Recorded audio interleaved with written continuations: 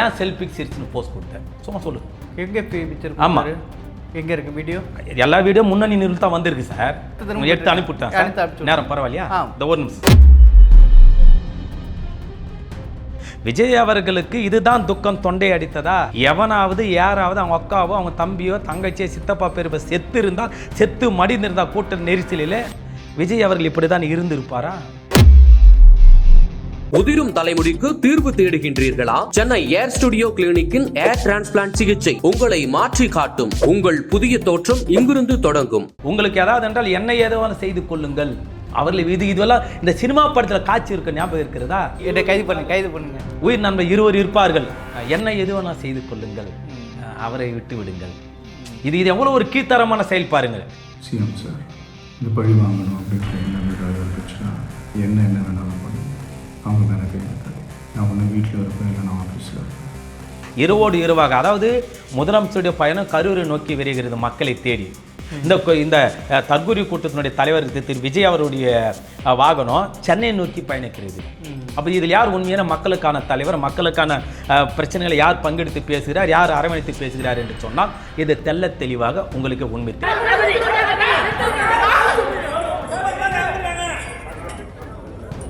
குழந்தை செத்ததை விட அவங்க பெருசாக தெரியல. அவங்க எதை சொல்கிறாங்க? விஜய் மேலே தப்பு இல்லை, செந்தில் பாலாஜி அவர் மேலே தான் தப்பு. அதை சொல்ல வர நல்லா புரிஞ்சுக்கணும் நீங்கள்.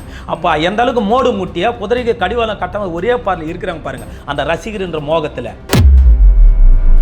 இந்த கூட்ட நெரிசல் இந்த பொய் கட்டுக்கதை சொல்கிறாங்க இல்லையா? இவனுங்களே ஏற்பாடு 5 ஆம்புலன்ஸை பண்ணியிருக்கிறாங்க. 5 ஆம்புலன்ஸை ஏற்பாடு செய்தது யார்? அந்த கட்சியினுடைய சார்பாக.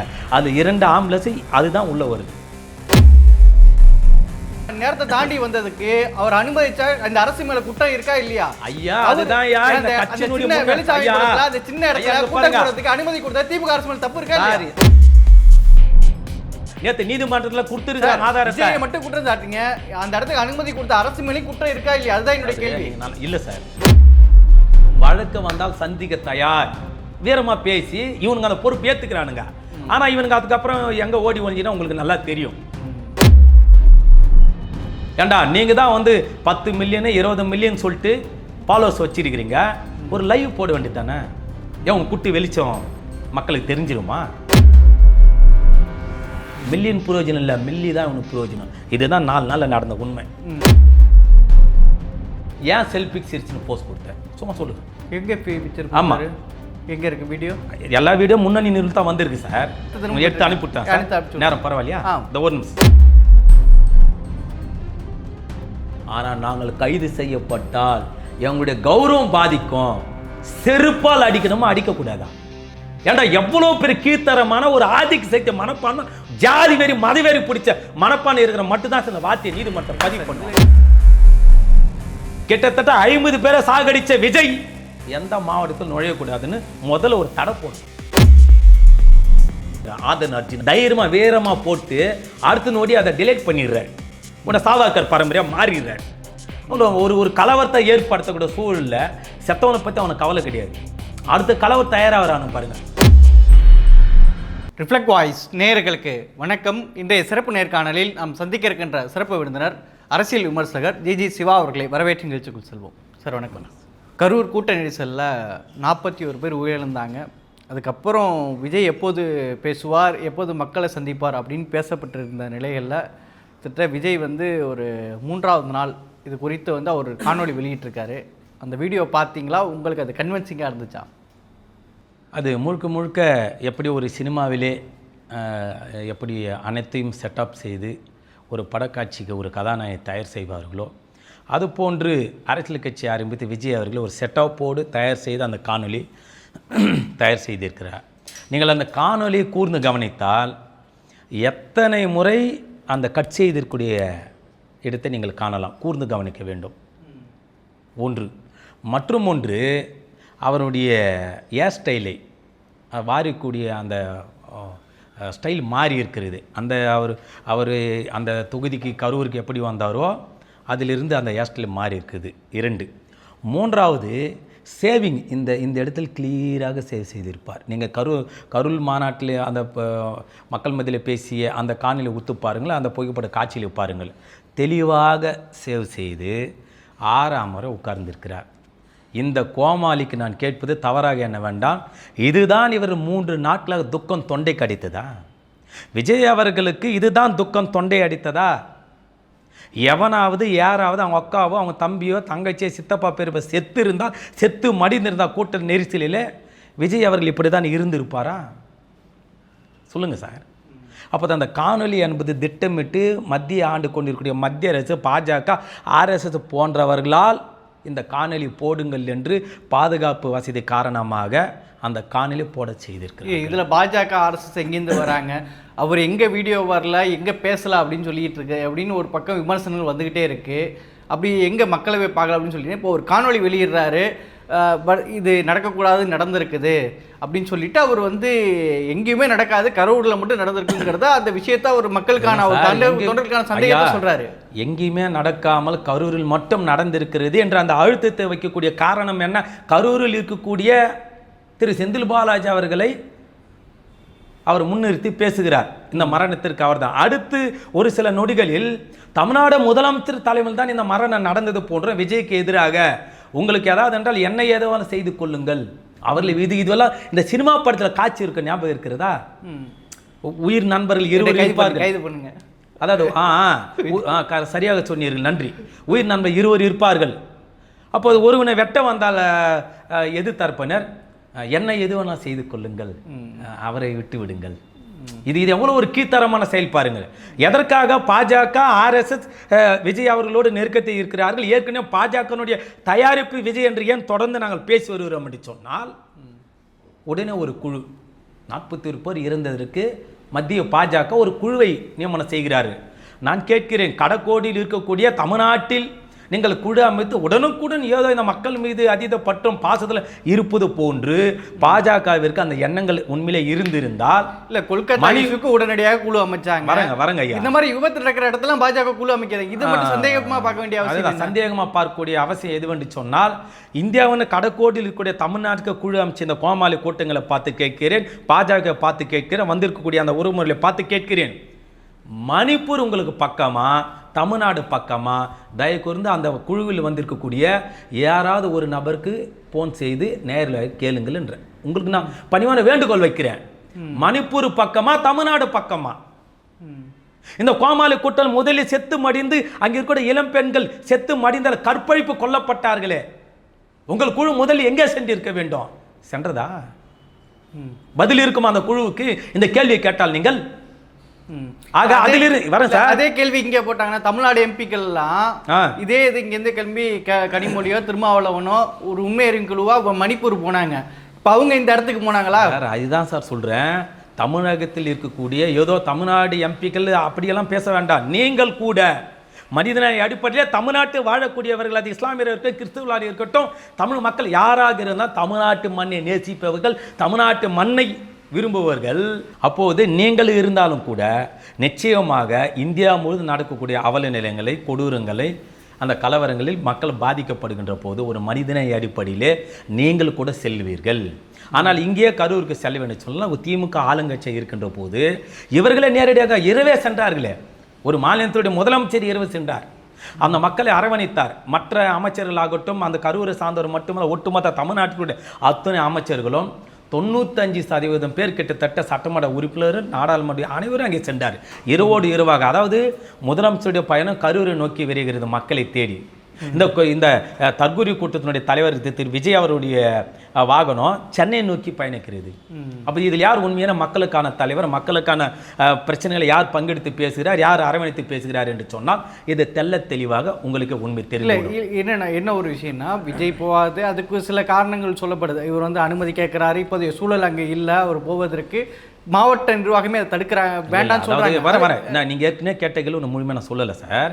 அது மட்டும் இல்லை, கரூரில் ஏன் நடக்கிறது என்று ஒரு இன்டர் வைத்திருக்கிறேன். நான் கேட்பது, இந்த கோமாளியை பார்த்து நாமக்கல்லிலே அங்கே 40க்கு மேற்பட்ட மயக்கடைந்திருக்கிறார்கள் நாமக்கல்லில். அது மட்டும் இல்லை, கிட்டத்தட்ட 180 பேர் மதுரையில் மயக்கடைந்திருக்கிறார்கள். விக்கிரவாண்டியில் எத்தனை பேர் இருந்தார்கள், அங்கே எத்தனை பேர் மயக்கடைந்தால் உங்களுக்கு தெரியும். அப்போது ஒரு மாவட்டங்களிலும் இந்த நடிகர் விஜய் எப்படி அந்த மாவட்டங்களுக்கு திட்டமிட்டு காலதாமதமாக சென்று அவர்கள் பசியும் பட்டினம் இருப்பதன் காரணமாக மயக்க நிலை அடைகிறார். இதுவெல்லாம் அவருக்கு நன்கு தெரிந்து தான் பல பத்திரிகை ஊடகத்தில் செய்திகள் வந்தது தான். அப்போது நிலைமை நாமக்கலிலே அந்த அவல நிலைமை இருக்கணும் போது நாமக்கலில் உங்களுக்கு நேரம் ஒதுக்கிய நேரம் காவல்துறை சார்பாக அரசு சார்பாக உங்களுக்கு காலை 8:45 மணிக்கு நீங்க சொல்ற மாதிரி வரேன் சார், ஐயா வரேன் 8:45 மணிக்கு. ஆனா நீங்கள் வீட்டிலிருந்து கிளம்பிய நேரம் அதே 8:45 மணிக்கு. இது திட்டமிட்டு இந்த மக்களை பாழ்படுத்தி மக்களை சாகடிக்க வேண்டாத அரசியல் ஆதாயம் தேட வேண்டும் என்பதற்காக மட்டும் உங்கள் வாகனம் சென்னையில் இருந்து 8:45 ஏன் புறப்பட்டது அதை சொல்லுங்க. இல்ல விஜய் தாமதம் வந்தது ஒரு முக்கியமான விஷயம். அது தாமதம் இல்ல சார், திட்டமிட்ட தாமதம். அதுக்கு சொல்லுங்க. அதான் சார் தாமதம் இந்த ஒரு விஷயம் சார். ரெண்டாவது தாமதம் வந்துட்டாங்க. நிகழ்ச்சி அவங்க கேட்ட நேரம் வந்து அவங்க 11 மணிக்கு வருவாருன்னு சொன்னாங்க. அடுத்து 12 மணிக்கு கரூர் வருவான்னு சொன்னாங்க. காவல்துறையை அனுமதிச்சு தீபாவளி காவல்துறையை சார் நேற்றைய நீதிமன்றத்தில் நடந்த விவாதங்களிலே நீதிமன்றத்தில் நீதி அரசு முன்பாக காவல்துறை சொல்லுகிறது, இந்த கேடுகட்ட புஷி ஆனந்த், இந்த கேவலமான ஆதன் அர்ஜுனா, நிர்மா பவுடர் குமாரா, யாருங்க அவரு? நிர்மா பவுடர் குமார் சொல்லுங்க சார். நிர்மல்குமாரா? அந்த நிர்மல்குமார் இவரிடம் நாங்கள் சொன்னோம், நிலைமை கட்டுக்கு உள் இல்லை, நிலைமை மாறுகிறது, சூழ்நிலை சரியில்லை என்று அப்போது அழுத்தம் கொடுத்ததாக காவல்துறை நிபந்தனைகளை மீறினா அவங்களுக்கு பர்மிஷன் வாங்கும் போதே 11 நிபந்தனை போட்டிருக்கீங்க. ஆமாயா, அதற்கு தான் சார் இந்த நிர்மா பவுடர் குமாரும் இந்த புஷி ஆனந்தும் இந்த ஆதவ் அர்ஜுனாவும் வந்தே தீர்வோம் என்று திட்டமிட்டு சொல்லி வழக்கு வந்தால் நாங்கள் சந்திக்க தயார் என்று வீரவாசனம் பேசிய சாவர்கர் இந்த 3 பேரும் தான் இதற்கு முழு காரணம். சொல்லுங்க. இந்த விஷயங்கள்லாம் இப்படி இருக்க விஜய் அவர்களுக்கு எப்படி தெரியாமல் இருக்க? பாதுகாப்பு தர வேண்டியது திமுக தானே சார். பாதுகாப்பு தான் கொடுத்தாங்க சார். இந்த தர்கரி கூட்டத்திற்கு எவ்வளவு பாதுகாப்பு கொடுக்க முடியுமோ அதை விட கூடுதலாக காவல்துறையும் அரசும் கொடுத்தது. இவர் வரேன் சார், ஐயா வரேன். இது ஏதோ பாதுகாப்பு குறைபாடுக்காக நடந்த மரணம் இல்லை சார், தயவுசெய்து புரிஞ்சுக்கோங்க. உங்களை வேண்டி கேட்கிறேன். நானும் அது மட்டும் காரணம்னு சொல்ல சார். விஜய்க்கு மதுரையில் எவ்வளோ கூட்டம் வருது, திருச்சியில் எவ்வளோ கூட்டம் வந்துச்சு, ஒரு சின்ன மாவட்டம் நாகப்பட்டினம், ஒரு சின்ன பகுதி தான் திருவாரூர், அங்கே எவ்வளோ கட்டுக்கடங்காத கூட்டம் வந்துச்சு. அப்படின்னா கரூரில் எவ்வளோ பெரிய கூட்டம் வரும்னு காவல்துறைக்கோ முதலமைச்சர் கட்டுப்பாட்டு கீழே இருக்கக்கூடிய உளவுத்துறைக்கோ தெரியாதா? இந்த இடத்துல வந்து இந்த மக்கள் கூடுவதற்கு போதுமான இடம் கிடையாதுங்கிறது திமுகவுக்கு தெரியுமா தெரியாதா? விஜய் மட்டும்தான் குற்றம் செஞ்சாரா? திமுக இதுல பங்கே இல்லையா? ஒரு மண்ணை வெட்டி பங்கு இல்ல சார். சொல்றேன் கேளுங்க. எப்படி சொல்றேன் சார், நான் சொல்றேன். நீங்க தானே சொன்னீங்க மதுரையில வந்தாங்க, திருச்சியில வந்தாங்க, நாகப்பட்டினம் வந்தாங்க சொன்னீங்களே. இப்போ நீங்க தானே சார் சொல்றீங்க. அப்போது அங்கே வந்திருக்கிற கூட்டங்கள் என்ன, அது மற்ற மாவட்டங்களுக்கு வருகின்ற போது எங்களுக்கு இது போன இந்த முட்டு சந்தெல்லாம் வேண்டாம், எங்களுக்கு மைதானம் வேணும் கேட்டு தொலைக்க வேண்டியது தானே சார். அந்த லெட்டர் பேடில் கரூர் மாவட்டத்தோட லெட்டர் பேடில் இவங்க தேர்வு செய்யப்பட்ட இடங்கள் இருக்கு. இன்னும் இதை விட குறுகிய இடங்கள் அவரு லெட்டர் பேட் நான் எழுதலை சார், அரசு கிட்ட இருக்கு, காவல்துறை இருக்கு. அதை நேற்று நீதிமன்றம் சமர்ப்பிச்சிருக்கிறாங்க. அந்த லெட்டர் பேடில் நீங்க ஏன் இதை விட குறுகியான இடத்த கேட்டீங்க?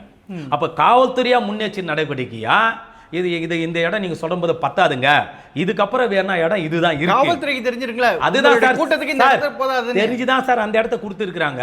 என்ன தெரிஞ்ச மக்கள் வந்து மக்களுக்கு இந்த கேடுகட்ட புஷி, கேவலமான புஷி அந்த இடத்துக்கு சரின்னு சொல்லி இருக்கிறாரு. இந்த மண்ணாங்கட்டி பொதுச் செயலர், தப்பி ஓடிய பொதுச் செயலர், எங்க பொந்துக்குள்ள ஒளிந்திருக்கிற பொதுச் செயலர் எங்க, அப்புறம் நான் ஏதாவது நம்ம நாகரிகம் கருதி நான் பொறுமையா பேச ஆரம்பிக்கிறேன், தவிர எடுத்துக்கிறேன்.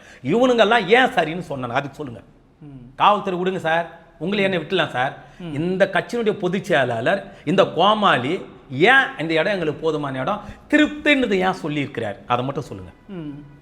ஏன் இதற்கு முன்னாடி நாமக்கல் செந்தில் பாலாஜியை பத்தி 10 ரூபாய் பாட்டில் அப்படின்னு சொல்லி பாடல் பாடும்போது அங்கேருந்து செருப்படிச்சு விட்டேஞ்ச மாதிரியும் அந்த சைட்ல சமயத்துல கரண்ட் ஆஃப் பண்ண மாதிரியும் ஒரு இதுவெல்லாம் கட்டுக்கதைகள். அந்த ஜென்ரேட்டருடைய விஷயம் யார் கண்ட்ரோல் இருக்கு? அது என்ன இப்போ அரசு தான், காவல்துறை தான். பாதிக்கப்பட்ட மக்களுங்க நேரடியாக எங்க சேனல்ல எடுத்த ரிப்போர்ட். வரேன் சார். அந்த ஜென்ரேட்டர் இவனுடைய கண்ட்ரோல் இருக்கு. அங்கே கூட்டம் அலையும் போது அந்த சிமெண்ட் சீட்டு போட்டு இருக்கிறாங்க சார், தகர சீட்டு போட்டு இருக்காங்க. அதிலிருந்து வீழ்ந்து எழுந்து இருங்க சார். அது எனக்கு தெரியுது சார். இது 3 நாட்களா இது அதிகமாக பேசப்படுது, நான் அதை மறுக்கவே இல்லை. நான் என்ன கேட்கிறேன்னா, பாதிக்கப்பட்ட மக்கள் பேட்டி கொடுக்குறாங்க. எங்க சேனல் நேரடியாக கரூர்ல எடுத்த ரிப்போர்ட் இருக்குது. மக்கள் பாதிக்கப்பட்ட மக்கள் சொல்றாங்க, அங்கேருந்து ஒரு குழு வந்தாங்க, கத்தியால கிழிச்சாங்க, அங்க இருக்க ரெட்பிக்ஸ் வெளிக் சொல்றதை ஆதாரமா காட்டல. பாதிக்கப்பட்ட மக்கள் கரூர்ல கொடுத்த பேட்டி இருக்குது. பாருங்க, அப்ப இது பேர் என்னது? இங்க பாருங்க, பாதிக்கப்பட்ட மக்களை பார்த்து உங்களை நான் ஒரு கேள்வி கேட்கிறேன். ஒரு அம்மானுடைய குழந்தை இறந்துதான், அந்த காணொலி பார்த்திருப்பீங்க. அந்த அம்மா கத்தி கதறணுமா, தான் பெத்த குழந்தை கத்தி கதறணுமா கதறக்கூடாதா? அவங்க என்ன பேட்டி கொடுக்குறாங்க? விஜய் மேல எந்த தப்பும் இல்லை, அமைச்சர் செந்தில் பாலாஜி தான் காரணம். அப்போ அவங்க முகத்துல ஒரு சொட்டு கண்ணீர் வரல. ஆனா இறந்தது அவங்க குழந்தை. முன்னணி தொலைக்காட்சியில் அத்தனையும் அந்த காணொலி இருக்கு. இறந்தவங்களுடைய சொந்த குழந்தை. அந்த அம்மா என்ன சொல்றாங்க, ஐயோ குய்யன்னு கத்தவே இல்லை, சாவகாசமா நின்றுக்கிட்டு, அதாவது தான் குழந்தை செத்தது கூட அவங்களுக்கு கவலை இல்லை. அந்த மோகம் சார், அதுதான் நான் சொல்ல, அந்த அம்மா குறை சொல்ல நோக்கம் எனக்கு இல்லை. அந்த ரசிகர் மோகம், அந்த சினிமா மோகத்துல பாதிக்கப்பட்ட மக்களுக்கே ஒரு சந்தேகம் வருதுன்னா சார், மக்கள் அது ஒரு பக்கம் இருக்கட்டும் சார், இவங்க சொந்த குழந்தைய பறி கொடுத்து இருக்கிறாங்க சார். இவங்க கிட்ட ஒரு சின்ன ஒரு சொட்டு கண்ணீர் இல்லை. ஏதோ நான் காணொலி தயார் பண்றேன், முன்னணி நிறுவனம் அத்தனை நிறுவனத்தில் வந்தக்கூடிய செய்தித்தாள ஊடகத்தில் வந்த, ஆமா சார், ஊடகத்தில் வந்த காணொலி சார். அப்போ இவங்க அந்த ரசிகர் மோகத்தில் ஊறி இருக்கிறாங்க சொல்ல வர, நம்ம குறை சொல்லலை சார். ஊறி இருக்கிற காரணம் தான் குழந்தை செத்ததை கூட அவங்க பெருசா தெரியல. அவங்க எதை சொல்றாங்க, விஜய் மேல தப்பு இல்லை, செந்தில் பாலாஜி அவர் மேலே தான் தப்பு, அதை சொல்ல வர, நல்லா புரிஞ்சுக்கணும் நீங்க. அப்போ எந்த அளவுக்கு மோடு முட்டியா குதிரைக்கு கடிவாளம் கட்டாம ஒரே பார்ல இருக்கிறாங்க பாருங்க, அந்த ரசிகர்ன்ற மோகத்துல. இதனால வந்த தவறு தான். அதுவும் ஜென்ரேட்டரோட ஒயர் பிஞ்சு போச்சு சார். எப்படின்னா இந்த மக்கள் கூட்டம் அவங்க வீழ்றாங்க, நல்லா புரியுதுங்களா? அது மட்டும் இல்லாம ஆம்புலன்ஸ் வந்ததுனால தான் இந்த கூட்ட நெரிசல், இந்த பொய் கட்டுக்கதை சொல்றாங்க இல்லையா, இவனுங்களே ஏற்பாடு 5 ஆம்புலன்ஸை பண்ணியிருக்கிறானுங்க. 5 ஆம்புலன்ஸை ஏற்பாடு செய்தது யார்? அந்த கட்சியினுடைய சார்பாக. அது 2 ஆம்புலன்ஸ் அதுதான் உள்ள வருது. நேத்து தலைமை செயலத்தின் மூலமா ஒரு காணொலி தளத்தில் போட்டு காட்டினாங்க இல்லையா, அது மட்டும் இல்லாம அரசு காவல்துறை எடுக்கக்கூடிய காணொலி வேண்டாம் விடுங்க, நீங்க நம்ப மாட்டீங்க, உங்களை அவங்கள சொல்றேன். இவனுங்களே டோன்ல எடுத்துருக்கிறாங்களா கேமரா, அதுல வெட்ட வெளிச்சமா இருக்கு. அப்போது இது திட்டமிட்டு ப்ரீ பிளான், இது திட்டமிட்டு இந்த மக்கள் ஒரு மாவட்டத்திலையும் காலையில் 10 மணிக்கு விஜய் வருகிறார் என்று சொன்னால், இவர்கள் எப்படி முதல் சோலை 8 மணிக்கு காட்சி என்று சொன்னால் வெடிற்கால 3 மணிக்கு வந்து விடுவார். அதே போன்று இடம் பிடிப்பதற்காக விஜய் வாகனம் எங்கே நிற்கிறது, நம் முன் சென்று அவரை பார்க்க வேண்டும் என்பதற்காக 10 மணி என்று போட்டால் இவர்கள் வெடியிற்கால 3-4 மணிக்கு வந்து விடுகிறார்.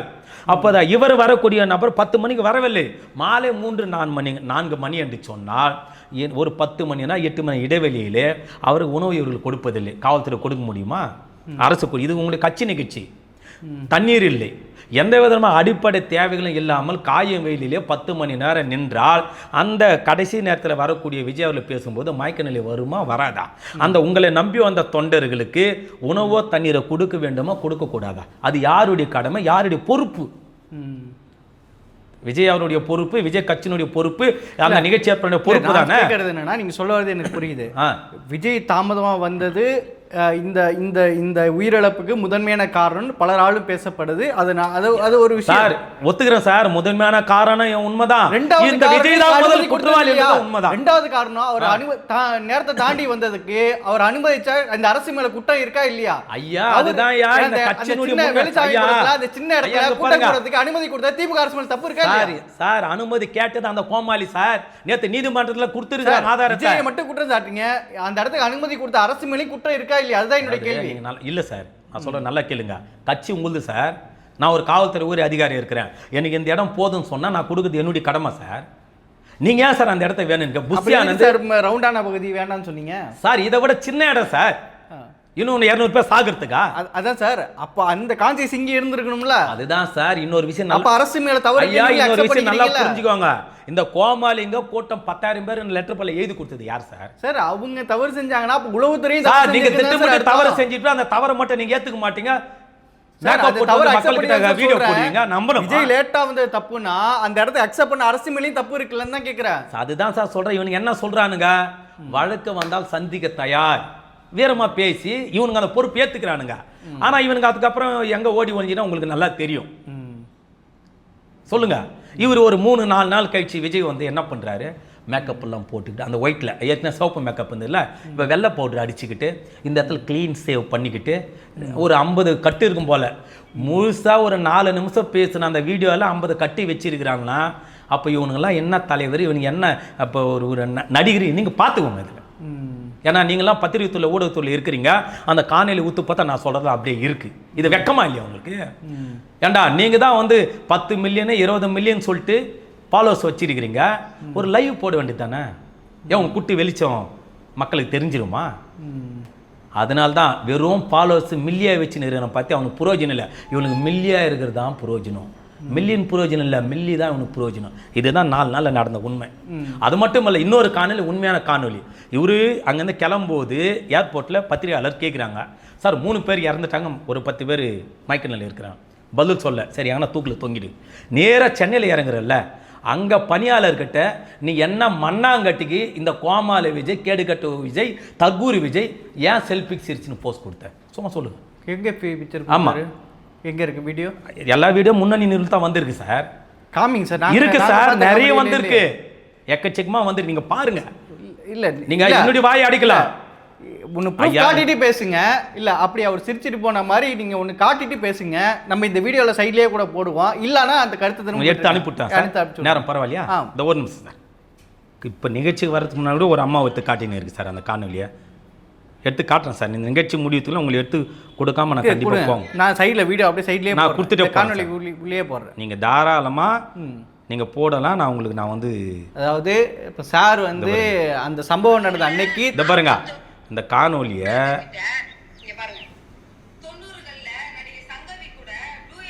இதில் தான் அந்த காணொலி அவங்க தான் டிவியில் இருந்தால் டவுன்லோட் பண்ணி வச்சிருக்கிறாங்க. அப்படியே பாருங்க. அந்த அம்மா சொல்றாங்க சார், அவங்க ஆளுங்கட்சிக்கு எதிராக ஒரு இடத்துக்கும் போராட்டம் பண்ணது கிடையாது. திமுக எதிர்த்து எந்த போராட்டம் பண்ணது? தொடர்ந்து நாம் தமிழர் கட்சிக்கு எதிராகவும் தாவேக்காக்கு எதிராகவும் இந்த வேலையை பாருங்க சார்.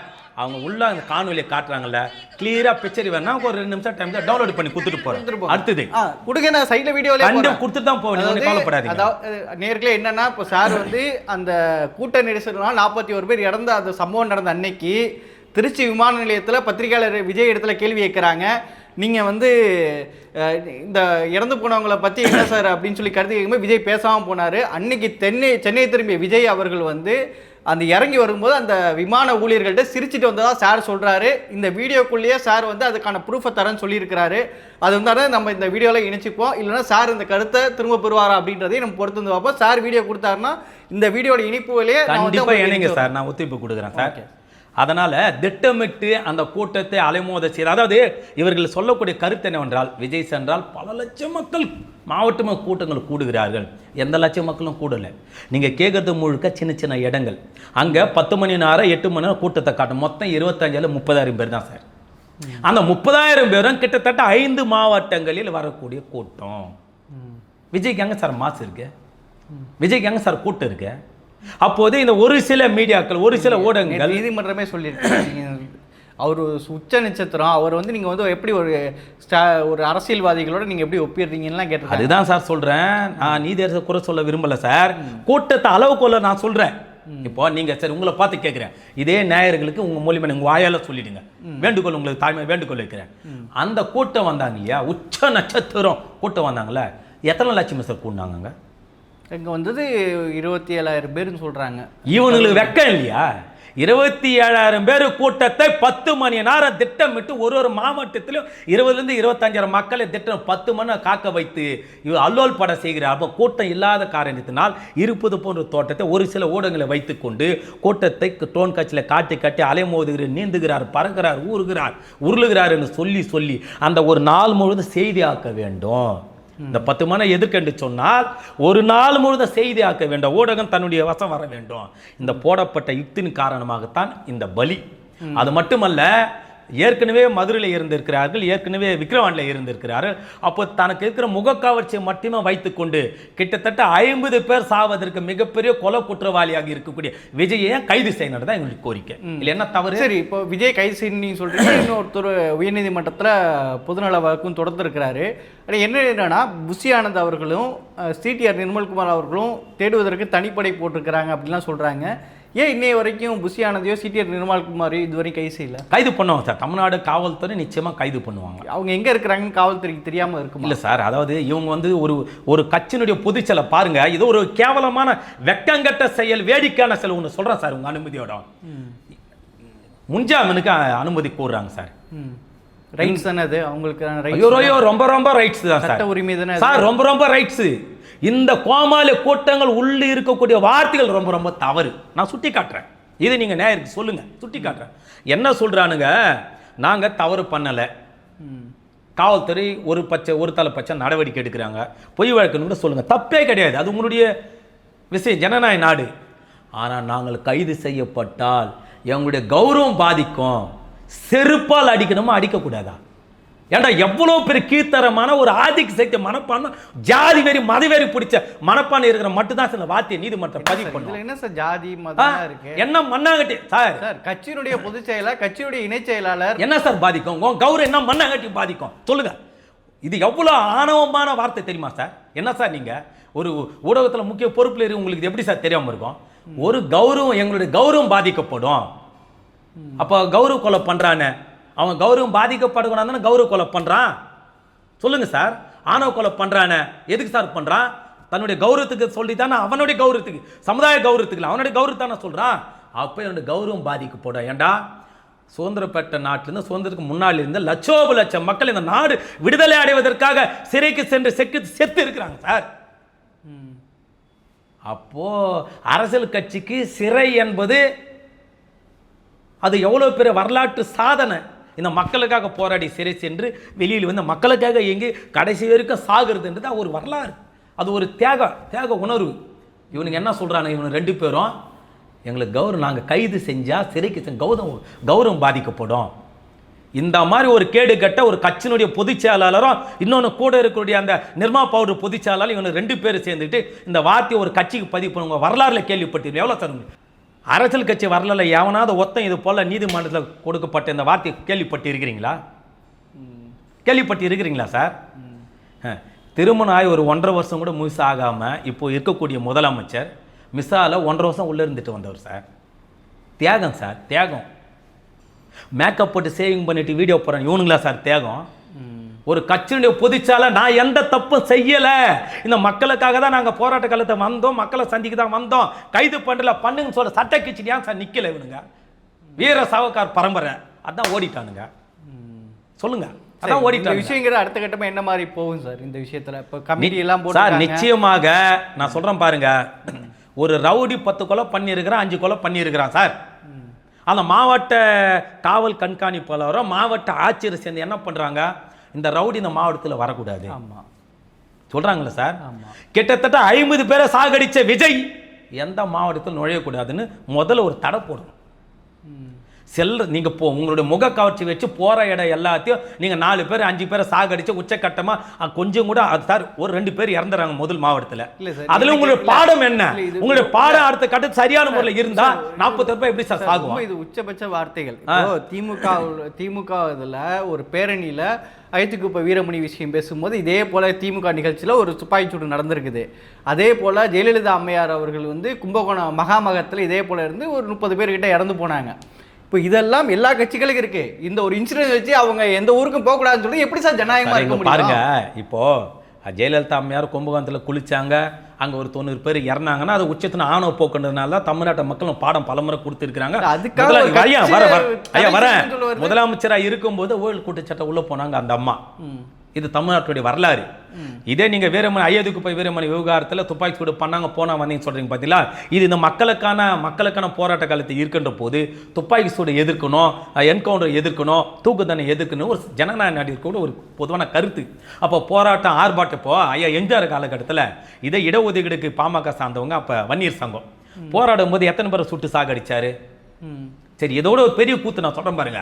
எம்ஜிஆர் அவர் படகோட்டி மீனவெல்லாம் படம் நடிச்சிருக்கிறார்ல, பாடலாம் பாடி இருக்கிறார்ல, அதே மீனவர் ஆண்ட இருக்கக்கூடிய அந்த மீனவ மக்களை காலி பண்ணணும், அங்கிருந்து அப்புறப்படுத்தணும் சொல்லி துப்பாக்கி சூடு நடத்தின அதே எம்ஜிஆர் தான். இது வரலாறு. அப்போ இது அதை எதிர்த்து போராடுறது யாரா இருக்கணும்? திமுக தானே இருக்கும். அப்போ போராட்டம் வரதானே செய்யும். இவனு கையாட்ட தான் போனானுங்க சார், நல்லா புரிஞ்சுக்கணும். ஒரு கொள்கை இல்லை, கோட்பாடு இல்லை, வெறும் திமுக மட்டுமே தெரியும். ஊழலை ஒழிக்க வரக்கூடிய தற்கூரி விஜயாவில் பார்த்தா நான் உங்கள் வாயிலாக நான் கேட்குறேன், நிகழ்ச்சி வாயிலாக கேட்குறேன். முதலமைச்சர் நாற்கால உட்கார்ந்து இருக்கும் போதே அம்மையார் ஜெயலலிதா அம்மையார சிறைக்கு போனார் வரலாறு. ஐயா கலைஞர் போயிருக்கிறாரா? ஐயா மு க ஸ்டாலின் சார் போயிருக்கிறாரா? அப்போ முதல் பிரதானமாக கட்சி நீ எதை எதிர்க்கணும்? ஊழலை A1 குற்றவாளியை நீதிமன்றால் சொல்லப்பட்ட நீங்கள் அதிமுக தான் எதிர்க்கணும். ஏன் அதை எதிர்க்காம நேர திமுக வரீங்க? அப்போது இதுதான் பாஜகனுடைய தயாரிப்பு, பாஜகனுடைய அஜெண்டா என்னவோ அதை தான் விஜய் நடத்துகிறாரு. இதில் வேறு இடையில மயிலாப்பூர் குருமூர்த்தி மாமா இருக்கிறார்ல, அத்திம்பில் இருக்கிறார் இல்லையா, அவரு இவர் இப்போ சந்திச்சு தான் ஒரு பேச்சு ஓடுது. அப்போது நீங்களாம் எந்த செட்டப்பில் இருக்குன்னு தெரியுதுங்களா? அப்போ தமிழ்நாட்டில் கலவர பூமியாக மாற்றணும். இன்னொரு கயம் சொல்கிறான் பாருங்க, ஆதன் அர்ஜுன். அவர் என்ன தெரியுமா சொல்கிறாரு, ட்விட்டரில் போட்டு தைரியமாக வீரமாக போட்டு அடுத்த நோடி அதை டிலேட் பண்ணிடுறார். உடனே சாவர்கர் பரம்பரையாக மாறிடுறார். ஒரு கலவரத்தை ஏற்படுத்தக்கூடிய சூழலில் செத்தவனை பற்றி அவனுக்கு கவலை கிடையாது. அடுத்த கலவர் தயாராகிறானு பாருங்க. எது தாவேகா கட்சியில் அடுத்த கலவர் தயாராகிறான். பங்களாதேஷ், நேபாளம், ஸ்ரீலங்கா, அது போல் மக்கள் போராட்டம் ஆட்சிக்கு எதிராக வெடிக்குமா? அப்போ இருக்கிற அப்பாவி ரசிகர்களை மீண்டும் கலவரத்தை தூண்டுறான் பாருங்க. இவனுங்களா சார் இந்த அரசியலுக்காக, இந்த மக்களுக்காக இவனுக்கு தான் ஏங்க வந்தவனுங்களா? கலவரம் செய்ய வந்த வேணாம் சார், கலவரம் செய்ய வந்தவங்க. இது ஏற்றுக்கிறீங்களா சார் நீங்கள்? 41 பேர் செத்து இருக்கு, 41 பேர் செத்து இருக்கிறான். இந்த கயவன் கபோதி இவன் சொல்கிறான் கலவரத்தை அரசியல் தூண்டதுக்கான பதிவு போடுறான் சார். நீ தான் ஆம்பளை ஆச்சு, வேற என்னாச்சு? ஏன் அப்படியே வெள்ளாதே உடனே டிலீட் பண்ணிட்டேன்? சரி, ஒரு கட்சியினுடைய பொதுச்செயல முன்னணி இப்போ அத்தனை பேரை செல்ல சுவிட்ச் ஆஃப் பண்ணிட்டு போன வரலாறு இதுதான் சார். மிசா காலத்தில் எத்தனை ஆயிரம் பேர் சிறைக்கு திமுக அடிப்பட்டு மிதிப்பட்டு உதப்பட்டு உயிர் பறி கொடுத்து எத்தனை பேர் சிறைக்கு போனான்னு தெரியுமா சார்? ஓடி என்ன பங்களாதேஷில் ஒழிச்சிட்டானா, ஸ்ரீலங்காவில் ஒழிச்சிட்டானா, இல்லை நடுக்கடலில் போயிட்டானா? அத்தனை பேர் சிறைக்கு போயிருக்கிறாங்க சார். இவனுங்க இந்த வழக்கு செல்ல சுவிட்ச் ஆஃப் பண்ணிட்டு ஓட்டானுங்க சார்.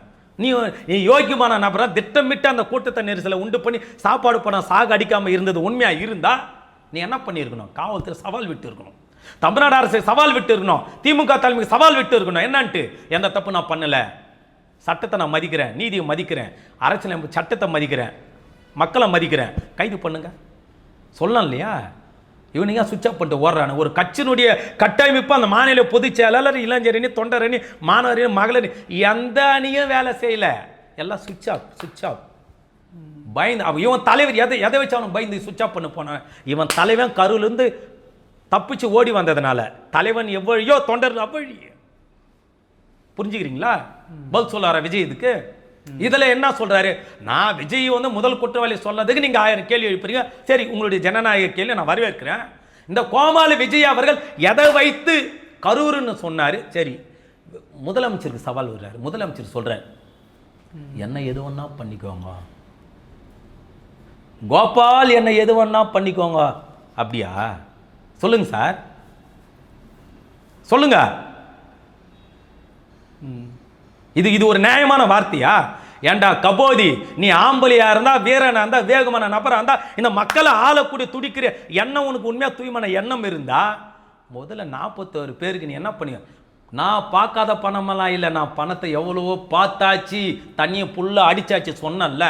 நாய 1 கோடி ரூபா கொடுறா, 41 கோடி ரூபா கொடுக்க வேண்டியது தானே. கொடுத்தியாங்க? உன்னால் தான்டா செத்தான். கொடுத்தியா? அப்போ நீ எல்லாம் பேசுகிற பணத்தை பற்றி பேசுகிற, நீ என்ன அரசியல் பற்றி பேசுகிற? ஏண்டா காலையில் 6 மணிக்கு கட்சி ஆரம்பித்து 7:30 மணிக்கெல்லாம் நீ முதலமைச்சர் ஆகணும். 7:30க்கு பிறந்தவன 7:30 மணிக்கு நீ முதலமைச்சர் ஆகணுமா? 80 ஆண்டு காலம் 75 காலம் இந்த மக்களுக்காக போராடி தமிழ்நாட்டில் இருக்கக்கூடிய 9 மத்திய சிறையில் திமுக தொண்டன போகாத இடமே இல்லை, படுக்காத இடமே இல்லை. அத்தனை சிறைகளிலும் அடிப்பட்டு மிதிப்பட்டு வெளியில் வந்து மீண்டும் திமுக கொடியை பிடித்து மக்கள் பணி செய்துதான் திமுக. நீ சொல்ற 6 மணிக்கு கட்சி ஆரம்பிச்சு தாவக கட்சி விஜயே 7:30 மணிக்கு நீ முதலமைச்சர் ஆகணுமா? அடுக்குமா? என்ன சார் பேசுறீங்க? இதில் முதல் குற்றவாளி விஜய் தான், முக்கிய குற்றவாளி விஜய் தான். இந்த கூட்டத்தை திட்டமிட்டு காக்க செய்து மூச்சுத்தினை ஏற்படுத்தி சாகடித்து அரசியலாக தேடவேன் என்கிற அந்த நோக்கத்திற்காக இந்த கட்சியிலே அந்த பேரை நடத்திய விஜய் அவர்கள் முக்கிய குற்றவாளி. முன்னணி குற்றவாளிகள் அந்த மாநில நிர்வாகிகள், மாவட்ட நிர்வாகம் தான். சரிங்க சார், காவல்துறையுடைய விசாரணைகள் போயிட்டு இருக்கு. அருணா ஜெகதீசன் ஆணையம் போட்டிருக்காங்க, மத்திய அரசு தரப்புலையும் ஒரு குழுக்கள்லாம் போட்டிருக்கிறாங்க. அடுத்த வழக்குகளும் அடுத்தடுத்த ஹியரிங்கில் வர இருக்கு. நீங்கள் சொல்வது போல் குற்றம் தாவேகா தரப்பு தான் நடந்திருக்குதா, அல்லது இதில் வேறு எதுவும் சதி வழக்குகள் இருக்கா அப்படின்றத இந்த விசாரணைகளுடைய இறுதியில் நமக்கு வரும். மற்றொரு பகுதியில் சந்திப்போம். நன்றி, வணக்கம். நன்றி சார். உதிரும் தலைமுடிக்கு தீர்வு தேடுகின்றீர்களா? சென்னை ஏர் ஸ்டுடியோ கிளினிக்கின் ஏர் டிரான்ஸ்பிளான்ட் சிகிச்சை உங்களை மாற்றி காட்டும். உங்கள் புதிய தோற்றம் இங்கிருந்து தொடங்கும்.